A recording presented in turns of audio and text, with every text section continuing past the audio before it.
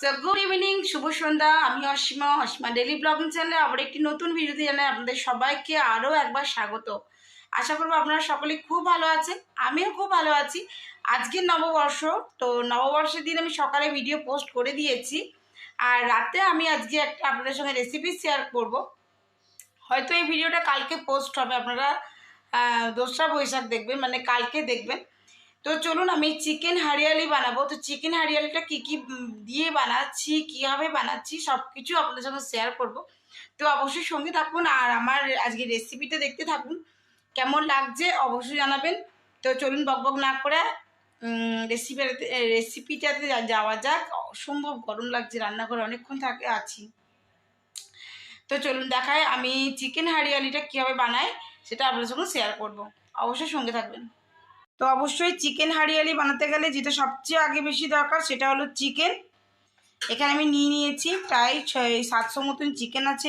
এখানে নিয়েছি আমি এতগুলি রসুনটা একটু বেশি লাগে, আর 1 ইঞ্চি মতন একটু নিয়েছি আদা। আর এখানে আমি পেঁয়াজগুলোকে একদম কুচি কুচি করে চপ করব, তার জন্য মেন করে টুকরো টুকরো করে কেটে নিয়েছি, দিয়ে চপারে চপ করে নেবো। আর এখানে আমি ধনে পাতা আর এগুলো দেখতে পাচ্ছেন, আমি এখানে 2 রকম পাতা ব্যবহার করেছি।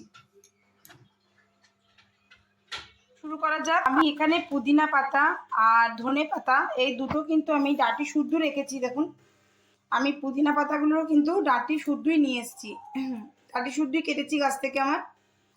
তো আমি এগুলো ভালো করে ধুয়ে নিয়েছি অনেকক্ষণ ধরে, কচলে কচলে পরিষ্কার করে। তারপর আমি এখানে মিক্সি জারে সমস্তটা দিয়ে দেবো।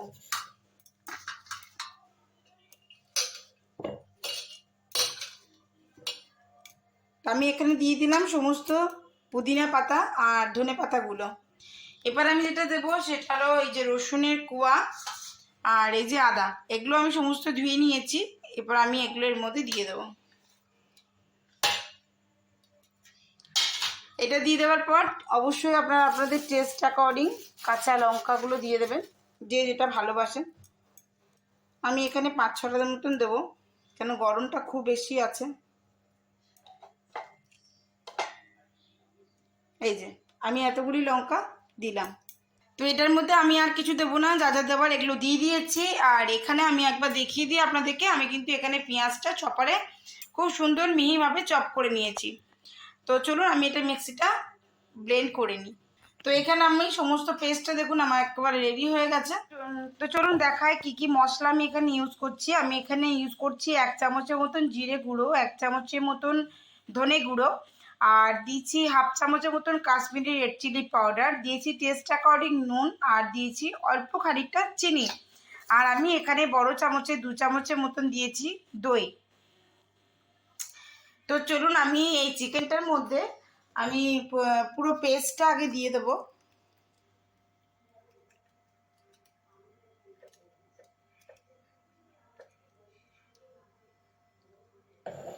এবার আমি একে একে এই যে সমস্ত মশলাগুলো আছে সেই মশলাগুলো এর মধ্যে দিয়ে দেবো। দিয়ে দেওয়ার পরে আমি যে দইটা আছে এটা দিয়ে দেবো। আপনারা পারলে সারা রাত এটা ম্যারিনেট করে ফ্রিজে, মানে ফ্রিজারে নয় ফ্রিজে রেখে দেবেন, কিংবা না হলেও অন্ততপক্ষে 1 ঘন্টা ম্যারিনেট করে চিকেনটা রাখবেন, তাতে টেস্টটা দারুণ হবে। কিন্তু আজ যেহেতু আমার এখন সময় নেই, তার জন্য আমি আপনাদেরকে ইনস্ট্যান্ট করে দেখাচ্ছি জিনিসটা। তো চলুন আমি এটা ভালো করে আগে মাখিয়ে ফেলি। তো চলুন দেখায় আমি এটা মশলা মাখিয়ে ম্যারিনেট করে দিয়েছি। আমার এখন যেহেতু সময় নেই, কিন্তু আমি 15 মিনিটসের মতন এটাকে এখন ঢাকা চাপা দিয়ে একটু রাখবো। তো আমি ফিরে আসছি। আমি গ্যাসে বসিয়ে দিয়েছি কড়াই, আর আমি এবার রেসিপিটা শুরু করব আপনাদের সঙ্গে। 1/2 ঘন্টা মতন ম্যারিনেট হয়ে গেছে আমার চিকেনটা। এখন চিকেনটা লাগছে কিছুটা এরকম। তো চলুন, হ্যাঁ, আমি রান্নাটা কিন্তু সরষের তেলে হবে না, রান্নাটা হবে রাইস অয়েলে। আর বাটার ইকুয়াল দুটো কিন্তু সমান সমান দেবেন, যতটা রাইস অয়েল দেবেন হাফ ততটাই বাটার দেবো। তো চলুন দিয়ে দেওয়া যাক। কড়াইতে আমি দিয়ে দেবো এবারে রাইস অয়েল।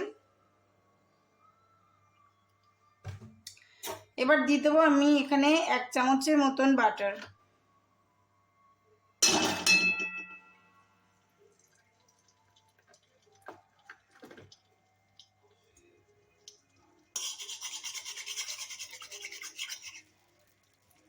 এই রেসিপিটা কিন্তু একদম অবশ্যই সরষের তেলে হবে না, রাইস অয়েলেই হবে আর বাটার দিয়ে হবে, বা সাদা তেলও করতে পারেন। আমি কিন্তু আপনাদেরকে এই রেসিপিটা একেবারে ধাবা স্টাইলে করে দেখাবো। এবারে যেটা আমি দেব, গরম তেলে এই যে গোটা মশলাগুলো আমি ইউজ করেছি সেগুলো আমি দিয়ে দেবো একে একে। আমি এখানে গোটা জিরে ইউজ করেছি, আপনারা চাইলে সাজিরা ইউজ করতে পারেন। আমি এখানে দিয়ে দিলাম ফাটিয়ে একটুখানি এলাচ গুঁড়ো, এলাচ, লবঙ্গ, আর দিয়ে দিলাম একখানি দারচিনি। এটা ফ্লেভারটা ওঠা পর্যন্ত একটু অপেক্ষা করতে হবে আপনাকে। তারপরে আমি দিয়ে দেবো গোলমরিচ আর গোটা জিরা, আপনারা সাজিরা দিতে পারেন, এর থেকে একটা ফ্লেভার উঠবে। ততক্ষণ একটু আমাকে একটু ওয়েট করতে হবে।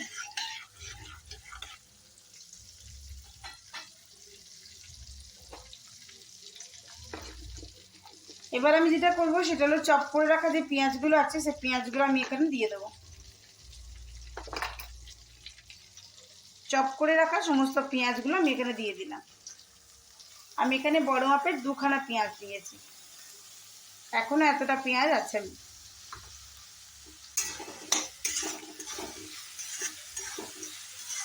তো পেঁয়াজটা ভাজা পর্যন্ত একটু অপেক্ষা করব।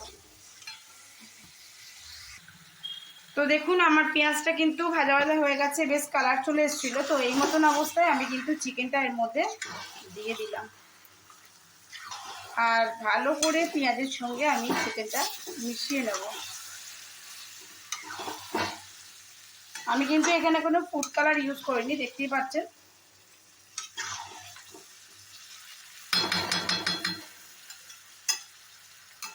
তো এটা একটু পেঁয়াজের সঙ্গে কষা কষা হতে থাক। তো চলুন, আমি কিন্তু এখানে একদম সিমে আছে আমি এখন এই চিকেনটা কষাবো।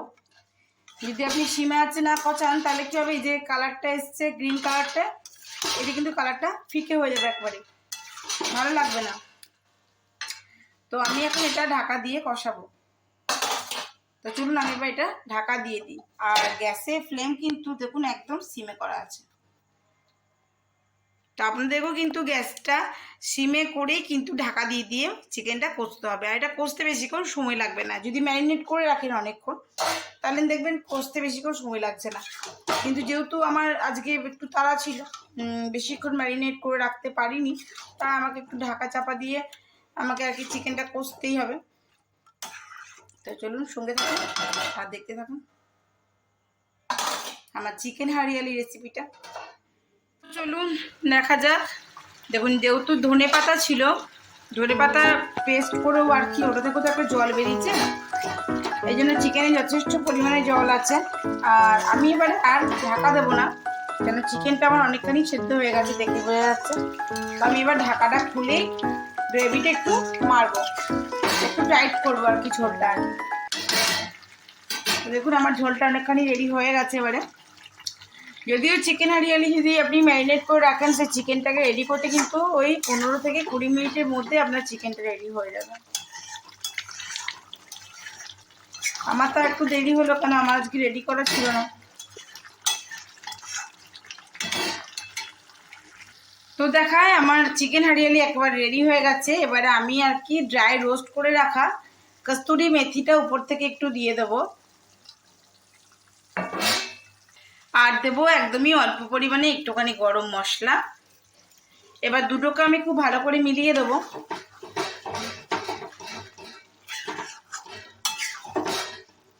এবার গ্রেভিটা যে যেমন ভালোবাসেন সেরকম রাখবেন, আর নামাবার আগে অবশ্যই একটু বাটার। তো রেডি হয়ে গেছে আমার চিকেন হারিয়ালি রেসিপি। মানে আমার বানানো এই রেসিপিটি যদি আপনাদের ভালো লেগে থাকে তো প্লিজ বাড়িতে ট্রাই করে কেমন লাগছে আমাকে জানাবেন। আর যদি আমার চ্যানেলে নতুন বন্ধু হয়ে থাকে তো প্লিজ আমার চ্যানেলটি সাবস্ক্রাইব করা বিশেষভাবে অনুরোধ রইল। সকলেই খুব ভালো থাকুন, সুস্থ থাকুন। নিত্য নতুন ভিডিও দেখতে আমার চ্যানেলটি অবশ্যই সাবস্ক্রাইব করুন, আমাকে সাপোর্ট করুন, আমার সঙ্গে থাকুন। আজকের মতন এটুকুই, আবার একটি নতুন ভিডিওতে দেখা হবে, ততক্ষণের জন্য বিদায়।